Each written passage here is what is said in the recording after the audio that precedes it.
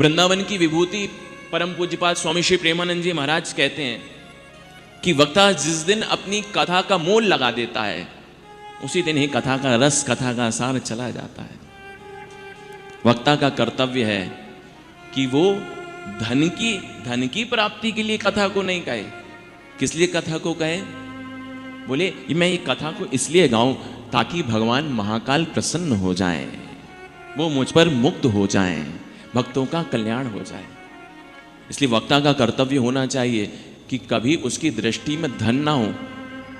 हमेशा वक्ता की दृष्टि में भगवान भोलेनाथ होने चाहिए, या बांके बिहारी जिसकी कथा कह रहे हैं उनको दृष्टि में रख करके कथा कही जाए। सुखदेव जी महाराज परीक्षित से कुछ लेने आए थे, और परीक्षित क्या दे सकता था सुखदेव जी को?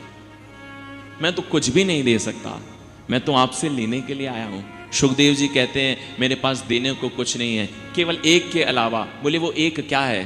बोले मेरे पास संसार की कोई भी आसक्ति देने को नहीं है, पर मेरे पास ठाकुर जी की भक्ति देने को है। अगर वो तू चाहता है तो मुझसे ले जा। अगर ये भाव आ जाता सुखदेव जी के अंदर की परीक्षित राजा है, मुझे बहुत सा धन दे देगा, पैसा दे देगा, रुपया दे देगा, तो भैया फिर परीक्षित की मुक्ति नहीं होने वाली।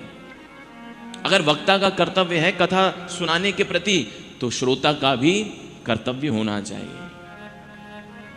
वित्त शाठ्य नहीं करना चाहिए, कंजूसी नहीं। कंजूसी का अर्थ ये नहीं कि तुम धन में कंजूसी करो, कथा सुनने में कंजूसी नहीं करनी चाहिए। भगवान के प्रति श्रद्धा जगाने में कंजूसी नहीं करनी चाहिए। भगवान के प्रति आस्था उसको जगाने में तुम्हें कंजूसी नहीं करनी चाहिए। भगवान के प्रति तुम्हारा विश्वास उत्तरोत्तर बढ़े, ये ना हो कि भगवान के प्रति तुम्हारा विश्वास घटे, इसमें कंजूसी नहीं करनी चाहिए।